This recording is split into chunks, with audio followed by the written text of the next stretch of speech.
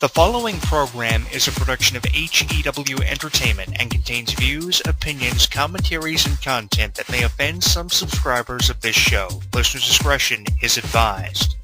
It's that time once again for HEW Entertainment Radio. And that's all I got to say about that. Hosted by Jonathan Clarke. You beat the man! You gotta beat the man! Whoa!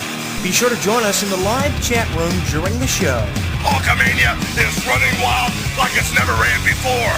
Call us on one of our request lines. If you live in the United States, call us at 1-641-985-7800, box number 3729288. If you're from Canada and would like to call us from 1-647-724-4194, box number 3729288. Long distance charges may apply in some areas. I've been the World Heavyweight Champion 10 times. Or you can always drop us a line at MySpace, myspace.com/HEW Entertainment. And you will rest in peace. Emailing us works for you too. Email us hewwrestling@hotmail.com. I am a wrestling god. JBL.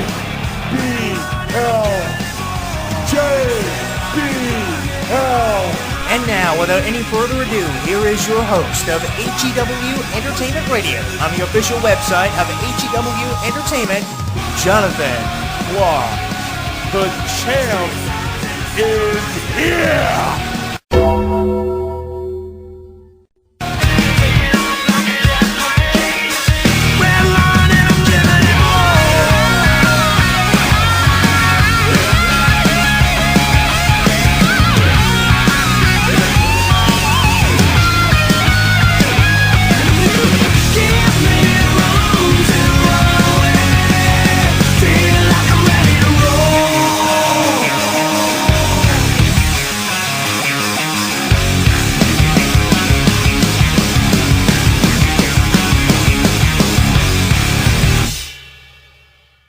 Streaming live on YouTube, Twitter, and Facebook. HEW Entertainment Radio is inviting you to comment on our video blogs, join the conversation, and like us. So what are you waiting for? Log on and listen now.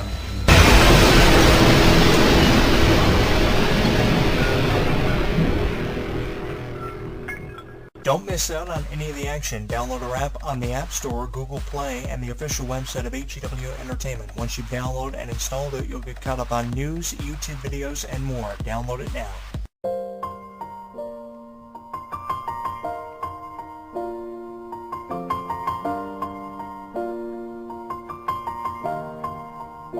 It's been a long day without you, my friend. And I'll tell you all about it when I see you again. We've come a long way from where we began.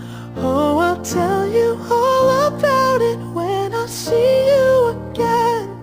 When I see you again. Damn, who knew? All the planes we flew, good things we've been through, that I'll be standing right here talking to you about another path. I know we love to hit the road and laugh, but something told me that it wouldn't last. Had to switch up, look at things different, see the bigger picture. Those were the days, hard work forever pays. Now I see you in a better place. How can we not talk about family when family's all that we got? Everything I went through, you were standing there by my side. And now you gon' be with me for the last ride. It's been a long day without you, my friend. And I'll tell you all about it when I see you again. We've come a long way from where we began. Oh, I'll tell you all about it when I see you again. When I see you again.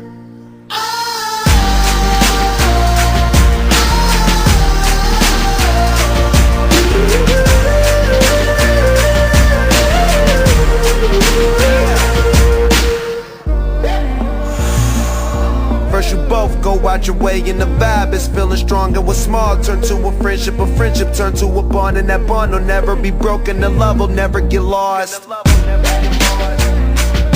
And when brotherhood come first, then the line will never be crossed. Established it on our own when that line had to be drawn, and that line is what we reach, so remember me when I'm gone. How can we not talk about family when family's all that we got? Everything I went through, you were standing there by my side, and now you gon' be with me for the last ride. Don't let the light guide your way. Yeah. Hold every memory as you go, and every road you take will always lead you home. Oh, it's been a long day without you, my friend, and I'll tell you all about it when I see you again. We've come a long way from where we began. Oh, I'll tell you all about it when I see you again. When I see you again.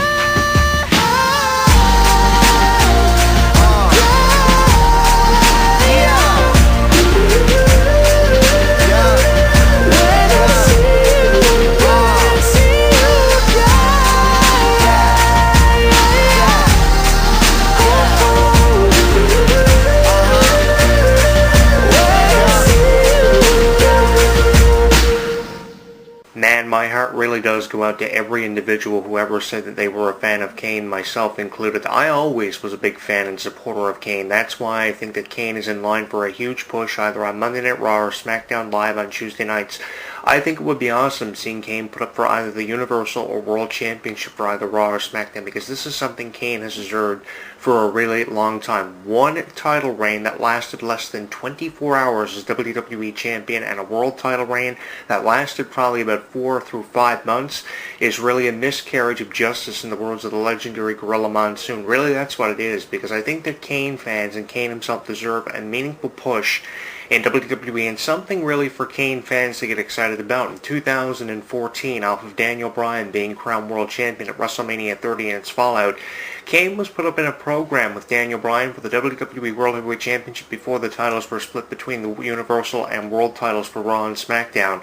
And I really thought they were going to go full tilt with Kane. I really thought they were going to go all out with Kane's character and possibly give him at least a meaningful reign as champion before he retired from professional wrestling. There still is a chance we could see this with everything happening between Randy Orton and the Wyatt family. Now Kane now somehow is factored in this storyline. Really appreciated one of the conclusions of SmackDown this past Tuesday in the program between Randy Orton and Bray Wyatt. When Kane came out of the casket, he emerged from the casket, which makes me believe and convinces me even more so that Kane's going to have a huge factor to play in this feud between Bray Wyatt and Randy Orton, whatever that factor is going to be.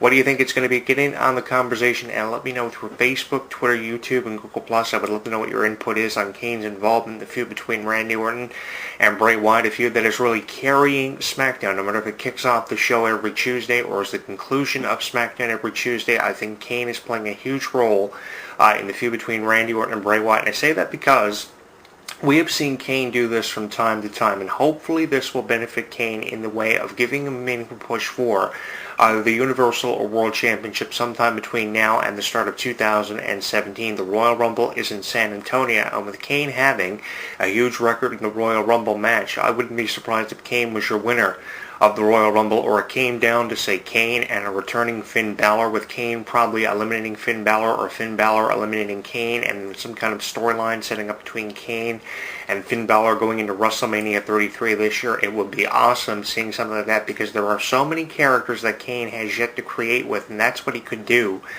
in this world title reign. Now, I really appreciated Kane as the chief operating officer of the WWE on Raw for the last number of years, but I really think that Kane's most memorable moments came from when he was the masked character, either the original masked character or the newly revamped masked character. I think that's really where Kane's most memorable moments were given to us as wrestling fans, and that's really what we recall and reflect back to, are taken back to as wrestling fans, because nobody remembers Kane losing all the time. Everybody remembers when Kane came out and ripped the door off the Hell in a Cell on October 5th through 7th of 1997, and then from there came out choke-slamming random individuals, hyping up for his first ever match at WrestleMania 14 against The Undertaker. That was awesome.